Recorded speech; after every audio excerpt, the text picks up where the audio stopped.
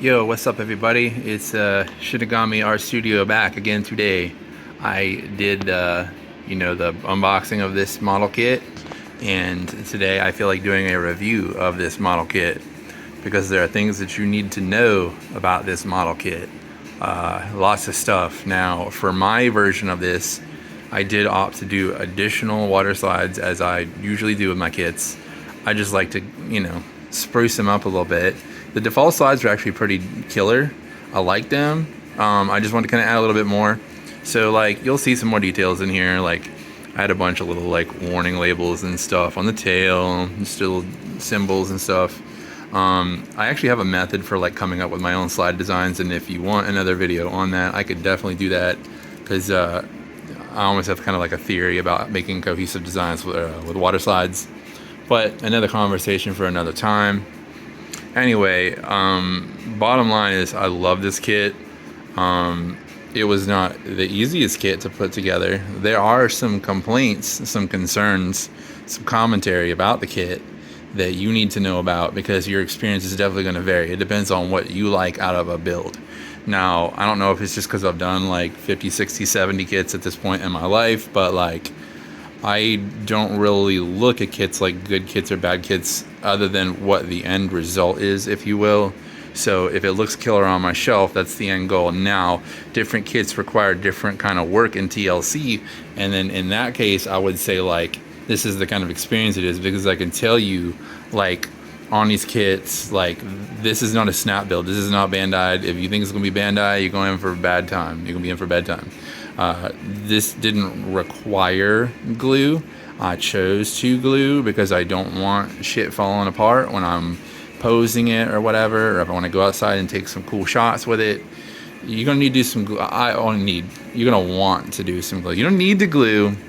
You're gonna want to glue. You need to glue. What do you call them? You need to glue Volk's 5-star stories kits. You need to glue those. You don't need to glue this, but you're going to want to, again, because if you walk outside with this and you're gonna go take some pictures in the woods and your little dingle boppers fall off and shit, you're gonna be all mad because then you lost parts and you're like, son of a bitch, this bottom line is a kit that the kids would call a grenade because it does want to explode when you're assembling it at times. And I recognized this early on. Therefore, during the build process, I did choose to glue some things. I didn't glue things at the expense of posability. I don't like to do that. Even with the 5-star stories kits, I will not glue them at the expense of posability because I want to be able to kind of like decide after the fact how I want it to pose. Even my kit bash for a Cerulean project that has 3D printed parts, that thing is still technically posable. Like I glued the feet into the base, but like I don't know, it's a personal thing. Now, some people don't roll that way, and there's nothing against that. Like, I know people that will just, like, legit put, like, the little rods inside of it and make it like a statue. And that's fine. Again, I just like having my options open until the last minute. So that's just how I roll, you know what I'm saying? As well with some of these guns, too, I didn't glue them, but what I did have to do was after I finished putting it together, I did some minor disassembly, and then I allowed the clear coats to give some additional stiffness to the guns because I didn't like how loose some of them were, as well as like these little bastards right here, they really wanted to like fall off the kit over and over, and that was driving me nuts. But a couple coats of clear coat solved that problem. So that was what I went through in this build as well with this. I'm trying to think beyond this really to say, like I said, there were some parts that was just like I knew I was going to go crazy if I didn't glue it, and I've had some friends that just hated this kit, and I bet you that's probably why. Like for example, this little like I don't know what you want to call it, like undercarriage thing here, it just kept wanting to pop out. Like you go adjust things, you go to adjust guns, you go to squeeze some parts to connect them together, and it would be like boom, the guts would just fall out of it, and I'd had enough. And then I just went in there and I glued it. Now, with most of these Kotobikuya Zoids, I do think they're modular and that you can, kind of put different guns and parts and things on it. I do think that the gluing that I did should not affect any potential modularity. Now, this Dark Horn, I don't know what can snap into it. I know, like, the laggers, you can swap the armor, so I will do one of those. And I'm going to kind of let you know, too, what I think as far as, like, any effects for hot swapping parts and whatnot. I've been told that they're not as quote-unquote bad as this. But yeah, like I said, this you just need to know that this is not going to be just a relax and don't think snap build. That's not what this is. It's a bit of a challenge. I personally, I was totally in the mindset for it, so I had fun the whole time I built this. Like, I started this with my little like local meetup last Sunday, and I was already just amped. Like, I finished like the head, and I was like, man, this already just looks gnarly, and that's what I was excited about. Just like the fact that I knew how good it was going to look had me excited. So like that's kind of what happened with the kit. And then, like I said, as I continued to build it and saw how good it was going to look, it kept me personally excited. So that's why I had a fun time with this. But again, if you are not like me and you don't like those sorts of things, you could potentially have a bad time with this. I got caught by surprise with a kit like this once. It was it was the Flame Toy Shattered Glass Drift Transformer. I expected it to be closer to Bandai. That sumbitch was a grenade. It definitely blew up on me. Now, I didn't expect that, and I didn't have a good time on the build. The final result was cool and stuff, but like when you don't expect that and you're not going into it ready to deal with that, it could be a bad time. But again, like I was ready for a bit of a challenge. I didn't care. I'm just like, throw it at me. I want to make something cool. I'll do whatever I have to do to make the cool thing look cool, and that's why I had a good time with this. I was just prepared for a pain in the ass. I also came at this after the Volks kit, so this was technically a little less work in the assembly. So that also probably blunted the challenge for me a little bit, I guess you could say. But anyway, looking at the kit, like, Jesus, this thing is like Team America World Police the Robot. There's like, I think I counted like 35 guns on this thing. Shit's ridiculous. It's almost, it is comical, okay? It's comical to have this many guns. Like, bro, what are you fighting? Like, chill. Like, this guy is, afraid of something, I guess. Like, I don't know what you're gonna need this many guns for, dude. But yeah, like, it looks super cool, and it's just a lot of detail. It literally, the entire last day of my build on this was just assembling guns. It was that much stuff with guns. The other cool things that you probably want to know about it is, like, there are like 3 pilots, I guess. There's one in the tail, there's one in the top here, and then there's one in the actual head. And what's gnarly about this is they all come apart. There's little drivers in them. The little drivers actually have like little joysticks that slide over them, so it almost looks like they're fake real pilot in it, if you will.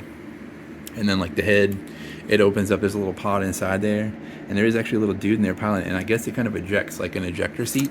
I haven't played with it much post-assembly since I've got things put together, but it does come out of there like that. That's pretty neat. You can actually see the back of it in there from the back of the head, but yeah, that's pretty dope. These little shippy doodles, like I said, they all come out like escape pods too. So yeah, like they all come out of there. Let's see if I can open it up and show you inside. I didn't do much with these. I could have spent more time painting them, probably, honestly. I just hit them with a little panel liner, but there you can see in there they got like a little joystick where they drive the ship, and that's pretty neat, As far as like what I did after treatment, like I said, I did, I hit it with some Montana Gold varnish. I just personally really like that for the water slides on some of these kits. It's like, it doesn't make it like super shiny, but it just never gives me any issues with the silvering on the water slides, personally using that. And then you can go after and you can either choose to do it, which Montana Gold varnish is a kind of a matte, it's weird, it is kind of a matte finish look wise. Usually you want a high gloss to do slides, but it looks like a matte, but it never gives me any issues with slides. But if you wanted a shiny kit, you could go on top of this with some sort of a gloss, like the Pledge Revive It that I know you guys do on your airbrushes. I personally chose to go with another layer of said varnish because with this kind of like rugged military-ish looking thing, I kind of wanted to not have it shiny. It's already just so much going on with your eyes. I just felt like adding shininess to that might take away from that, but I just felt like personally a semi-matte or a matte coat would serve this kit best.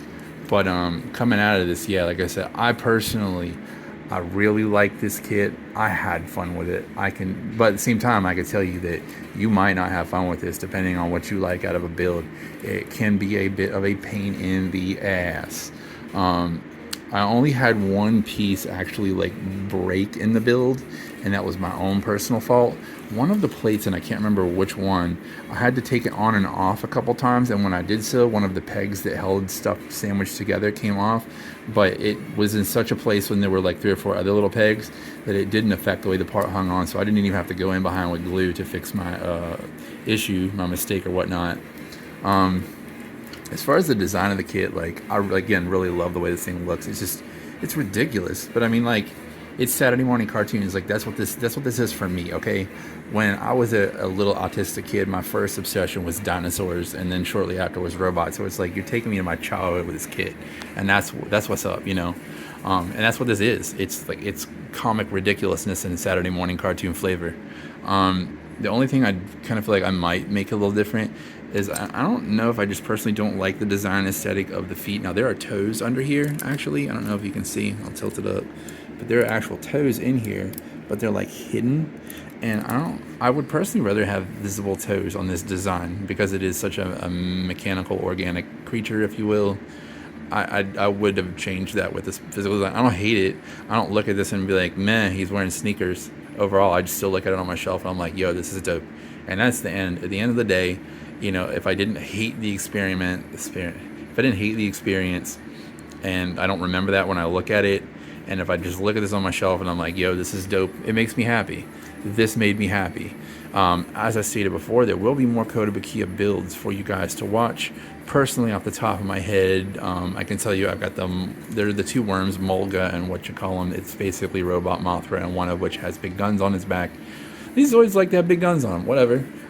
So yeah, there's those two guys. I also have the Death Stinger to build. I think it's Liger 0X. It's the Liger with the translucent blue armor. I just saw it and I was like, this is so dope. And then outside of Kotobikuya, there is the Berserk Fury or Fury or whatever the hell they call it. It's a big white T-Rex with some big blades. I didn't go for the Kotobikuya brand for that, so you're actually going to get a review of a non-Kotobikuya high-end Zoid kit. I chose it personally because it's a little bit larger than Kotobikuya's Berserk Fury. And I like the part separation. The panel line looks better watching someone else put it together. I think it's going to have a better end result, so you'll get my perspective on that as well. But anyway, that's enough of me yakking about this kit. This is the Dark Horn kit, and I hope this is all the information that you would like to know about this kit if you decide to get it.